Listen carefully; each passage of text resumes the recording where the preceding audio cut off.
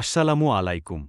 চলুন আজ একটা নতুন ফ্যান্টাসি জগতের গল্পকে ঠিক সিনেমার মতো করে কাটাছেড়া করা যাক। এই মহাকাব্যিক কাহিনীর ভেতরে কি রহস্য লুকিয়ে আছে তা আমরা একসাথে খুঁজে বের করব। একবার ভাবুন তো, যে জাদুকরী পৃথিবীর গল্প আপনি শুধু বইয়ের পাতায় পড়েছেন, সেটা যদি হঠাৎ সত্যি হয়ে যায়, কি হবে তখন? ঠিক এই একটা প্রশ্নকে ঘিরে কিন্তু আজকের পুরো গল্পটা। তো চলুন গল্পের শুরুতেই আমরা আমাদের হিরোর সাথে পরিচিত হয়ে নিই। দেখব কিভাবে তার খুব সাধারণ জীবনটা একটা অসাধারণ অ্যাডভেঞ্চারের দিকে মোড় নেয়। এই যে ছেলেটাকে দেখছেন, এ হলো রাব্বি, আমাদের গল্পের নায়ক। আর ও নিজেও জানে না যে ওর জীবনটা কতটা পাল্টে যেতে চলেছে। আসলে রাব্বিকে যেটা সবচেয়ে বেশি টানে সেটা হলো ফ্যান্টাসি আর জাদুর জগৎ। বই হোক বা সিনেমা, এই দুনিয়াতেই ও ডুবে থাকতে ভালোবাসে। আর ওর এই আগ্রহটাই ওকে ওর ভাগ্যের দিকে টেনে নিয়ে যাবে। ওর ফ্যামিলি ব্যাকগ্রাউন্ডটা কিন্তু বেশ ইন্টারেস্টিং। একদিকে যেমন আছে ওর খুব সাপোর্টিভ আর ধনী বড় ভাই রবেন, ঠিক তেমনি অন্যদিকে আছে ওর বাবার এক রহস্যে ঘেরা অতীত, যিনি রাব্বির 10 বছর বয়সে মারা যান। আর ঠিক এখানেই গল্পটা একটা দারুণ মোড় নেয়। মানে এমন একটা ঘটনা ঘটে যেটা রাব্বির জীবনের সবচেয়ে বড় অ্যাডভেঞ্চারের দরজাটা খুলে দেয়। ব্যাস, এই সেই মুহূর্ত যখন রাব্বির কাছে বইয়ের গল্প আর বাস্তবতার মধ্যে কোনো পার্থক্য থাকে না। একটা সাধারণ বইয়ের পাতা ওর কাছে হয়ে ওঠে একটা গুপ্তধনের মানচিত্রের মতো।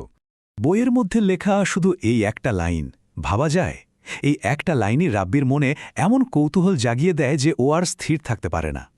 আর রাব্বি কিন্তু এক মুহূর্ত দেরি করে না। ও উত্তেজিত হয়ে পড়ে, সাথে সাথে সিদ্ধান্ত নেয় আর সত্যিটা খুঁজে বের করার জন্য ব্যাগ গোছানো শুরু করে দেয়। মানে কোনো রকম দ্বিধা ছাড়াই ও এই অ্যাডভেঞ্চারের ডাকে সাড়া দেয়। তো এই পর্যায়ে রাব্বি তার চেনা জানা আরামের জীবনটা পেছনে ফেলে রেখে এক অজানা রোমাঞ্চকর যাত্রার জন্য বেরিয়ে পড়ে। যাত্রার আগে ও কিন্তু ওর ভাই রবিনকে সবকিছু খুলে বলে, আর রবিন ওকে পুরোপুরি সাপোর্ট করে। মায়ের জন্য একটা চিঠি রেখে 3 দিনের জন্য বেরিয়ে পড়ে রাব্বি।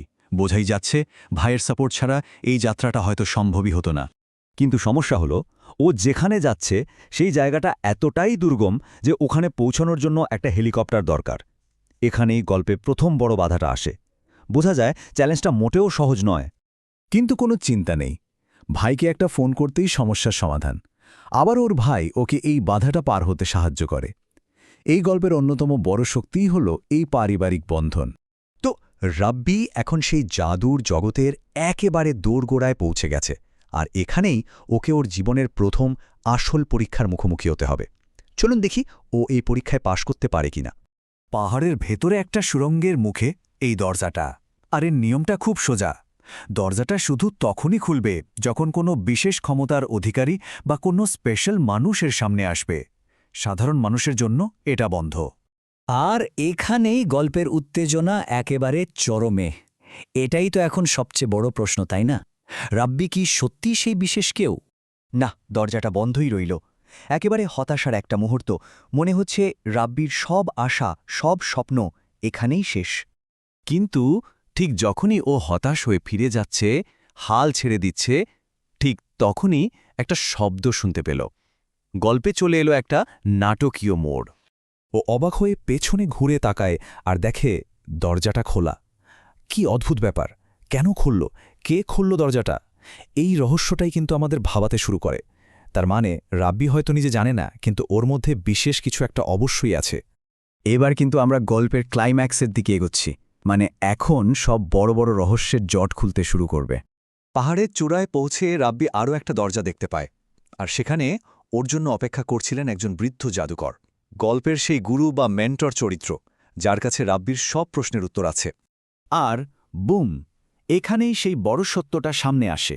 ওই জাদুকর রাব্বিকে বলেন যে তার বাবা শুধু তার বন্ধুই ছিলেন না, তিনি ব্ল্যাকথর্ন একাডেমির একজন ছাত্রও ছিলেন। এই একটা লাইনেই রাব্বির পুরো যাত্রাটা ওর বাবার গোপন জীবনের সাথে জুড়ে যায়। তাহলে ব্ল্যাকথর্ন একাডেমিটা কি? ওটা আসলে একটা গোপন জাদুর স্কুল, এমন একটা জায়গা যেখানে রাব্বির বাবা জাদুবিদ্যা শিখেছিলেন। বুঝতেই পারছেন, এটা এখন এই জাদুকরী জগতের একটা খুব গুরুত্বপূর্ণ অংশ। আর এই প্রশ্নগুলো দিয়েই আমরা আজকের মতো গল্পটা শেষ করব। ব্ল্যাকথর্ন একাডেমির ভেতরে এখন কি রহস্য অপেক্ষা করছে? আর সবচেয়ে বড় কথা, রাব্বি কি শেষ পর্যন্ত ওর বাবার দেখানো পথেই হাঁটবে? উত্তরগুলো হয়তো আমাদের কল্পনার চেয়েও অনেক বেশি রোমাঞ্চকর হতে চলেছে।